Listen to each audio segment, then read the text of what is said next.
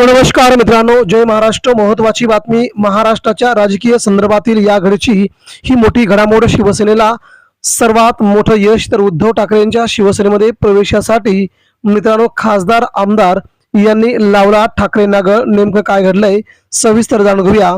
उद्धव साहेब आम्हाला माफ करा म्हणत शिंदेगडाचे आमदार खासदार ठाकरेंच्या संपर्कात. महत्वाची बातमी नेमकी काय आहे ती देखील आपण जाणून घेऊया. सविस्तर बातमी शेवटपर्यंत ऐका. जर आपण शिवसेनेचे कडवट निष्ठावान शिवसैनिक असाल तर नक्कीच खाली प्रतिक्रिया द्यायला विसरू नका. कडवट निष्ठावान शिवसैनिक नावाचं आपल्या जिल्ह्याचं नाव देखील आपण त्या ठिकाणी लिहायला विसरू नका. मित्रांनो, जाणून घेऊया सध्याच्या घडीची महत्वाची अपडेट. ज्या बातमीने सध्या महाराष्ट्रावर राजकीय भूकंपाच्या राजकीय वर्तुळामध्ये खूप मोठ्या चर्चा आणि खळबळ उडाली आहे की उद्धव ठाकरेंच्या शिवसेनेमध्ये कोणकोणते आमदार कोणकोणते खासदार करणार प्रवेश याची सगळ्यांनाच उत्सुकता होती आणि ती उत्सुकता अखेर मित्रांनो संपली असून राज्याच्या राजकारणामध्ये नेमकं काय घडतंय सविस्तर जाणून घेऊया. महाराष्ट्रामध्ये उद्धव ठाकरेंची किमया आता सर्वांनाच माहीत पडू लागली आहे. उद्धव ठाकरेंचा बुलंद आवाज आता महाराष्ट्राच्या बाहेर देखील जात असतानाच दिल्लीमध्ये उद्धव ठाकरेंनी भगवा फडकवला. ते ताजं तवानं उदाहरण असतानाच आता मात्र सगळ्यांच्या नजरा लागल्यात महाराष्ट्रातील या सगळ्यात मोठ्या राजकीय बंडाकडे, ज्याकडे उद्धव ठाकरे यांचा विश्वास महत्वाचा आहे. उद्धव ठाकरे यांची शिवसेना महाराष्ट्रामध्ये यासाठी आग्रही आहे.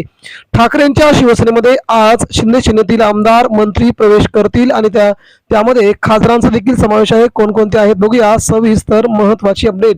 शिवसेनेत पुन्हा हालचाल. शिंदेगडात नाराजी. उद्धव ठाकरेंचा संपर्क मोहिमेला लागला वेग. महाराष्ट्राच्या राजकारणामध्ये पुन्हा एकदा मोठी हालचाल सुरू झाली आहे. राजकीय उठाव म्हणत बंडखोरी करणारे शिंदेगडाचे आमदार पुन्हा एकदा उद्धव ठाकरेंच्या संपर्कामध्ये असल्याची महत्वाची बाब समोर येत आहे. एकनाथ शिंदे यांच्या नेतृत्वाखालील शिवसेना शिंदेगड यामध्ये अंतर्गत नाराजीचे वातावरण निर्माण झाल्याची चर्चा राज्यभर रंगू लागलेली आहे. उद्धव साहेब आम्हाला माफ करा अशा भावना काही आमदारांच्या काही खासदारांच्या आता प्रत्यक्षपणे समोर येऊ लागल्या आहेत. या प्रत्यक्षपणामुळे महाराष्ट्रामध्ये उद्धव ठाकरे यांच्या शिवसेनेत कोणकोणते नेते करणार प्रवेश, त्यांना उद्धव ठाकरे कसा देणार हात ते देखील बघणं महत्वाचं आहे. आमदार खासदारांच्या मनात उमटत असल्याचे सूत्रांनी सांगितले आहेत. अशा भावना उमटल्यानंतर गेल्या काही दिवसांपासून शिंदेगडातील अनेक नेते जनप्रतिनिधी पुन्हा एकदा मातोश्रीच्या संपर्क साधत असून बातम्या समोर येऊ लागल्या आहेत. राज्यातील सत्तेच्या समीकरणामध्ये गेल्या 2 वर्षात झालेल्या बदलानंतर आता पुन्हा शिवसेनेच्या राजकारणाचा नवा अध्याय सुरू होणार असल्याचे चिन्ह दिसू लागले आहेत. आणि या नव्या अध्यायामुळे महाराष्ट्राचं राजकारण सध्या पूर्णपणे बदललं असून उद्धव ठाकरेंना मात्र खूप मोठं यश या पाठीमागे येत असल्याची देखील ही महत्वाची बाब आहे. उद्धव ठाकरेंनी यासाठीच पूर्ण महाराष्ट्र पिंजून काढला होता. महाराष्ट्रामध्ये शिवसेनेला मिळणारं मोठं यश फक्त ठाकरेंमुळे नाही तर ते शिवसैनिकांमुळे आहे याचं मत उद्धव ठाकरेंनी काल पत्रकार परिषदेत मांडलं. त्यानंतरच ही प्रवेशाची रांग लागल्याचं सध्या बोललं जात आहे. जून 2022 मध्ये शिवसेनेतील मोठ्या गटाने तत्कालीन मुख्यमंत्री असणारे उद्धव ठाकरे यांच्या विरोधात बंड पुकारला आणि एकनाथ शिंदे यांच्या नेतृत्वाखाली 40 आमदारांनी स्वतंत्र गट निर्माण करून भाजपच्या पाठिंब्याने सत्ता स्थापन केली होती. या घटनेनंतर महाराष्ट्राच्या राजकारणामध्ये भूकंप झाला आणि शिवसेनेचे 2 गट पडल्याची आपण तेव्हाच पाहिले होते. शिवसेना उद्धव बाळासाहेब ठाकरे आणि शिवसेना एकनाथ शिंदे.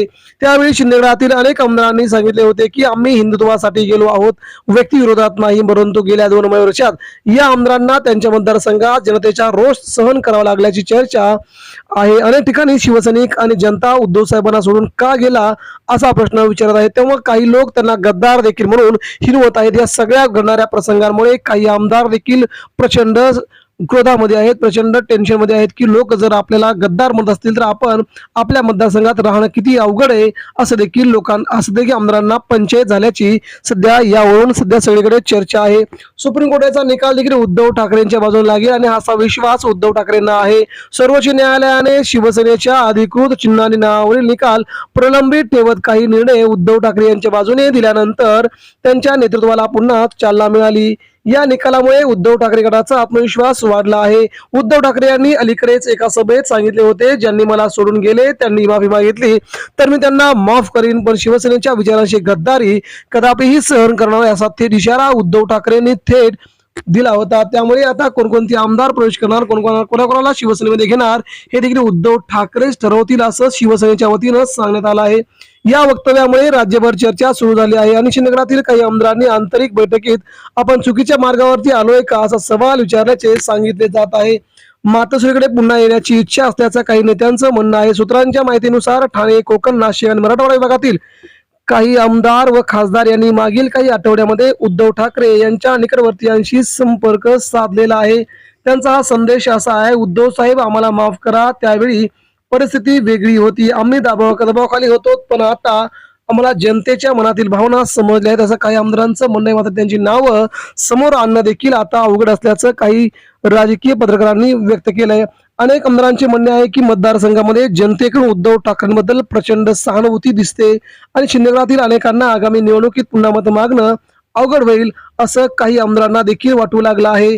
शिंदेगडात दोन प्रकारचे गट पडले असल्याचे दिसते. एक गट अजूनही शिंदे यांच्या बाजूने ठाम आहे, तर दुसरा गट शिवसेनेच्या मूळ ओळखीशिवाय टिकणं कठीण आहे असं मानतो. काही आमदारांना मंत्रिपद आणि लसतीचा लाभ मिळाला असला तरी सामान्य कार्यकर्ते आणि स्थानिक पातळीवरील शिवसैनिकांशी त्यांचे संबंध तुटले आहेत. त्यामुळे त्यांचा राजकीय पाया कमजोर होत असल्याचं राजकीय विश्लेषकांचं मत आहे. बघूया कोणकोणती आहेत ते नेते, कोणकोणते आहेत आमदार, त्यासह कोणाकोणाला करायचा आहे उद्धव ठाकरेंच्या शिवसेनेत प्रवेश. उद्धव ठाकरे यांनी या सर्व हालचालींकडे अत्यंत संयमाने पाहण्याची भूमिका घेतली आहे. सूत्रांनुसार ते थेट संवाद चालत असले तरी त्यांच्या वतीने काही निकटवर्तीय नेते संभाषण साधत आहेत. शिवसेना गटात पुन्हा प्रवेश करू इच्छिणाऱ्या आमदारांना निष्ठेची अट घालण्यात आली आहे असं देखील सध्या महत्वाचं समजत आहे. हालचालींचा परिणाम मुंबई, ठाणे, पालघर, रत्नागिरी, संभाजीनगर जिल्ह्यात शिवसैनिक पुन्हा एकत्र येत असल्याची देखील चर्चा समोर येत आहे. शिंदेगडाचं प्रत्युत्तर देखील आलं. या चर्चांवरती शिंदेगडाची प्रतिक्रिया, शिवसेना एकच आहे, ती बाळासाहेब ठाकरे आणि आनंद दिघे यांच्या विचारांवरती चालते. काही लोक आमदार फुटण्याच्या अफवा पसरवत आहेत, त्या काही खऱ्या नाहीत असं शिंदे सेनेच्या वतीनं सांगण्यात आले. तथापि त्यांच्या वक्तव्यातूनही काही प्रमाणात बचावात्मक सूर दिसून आला.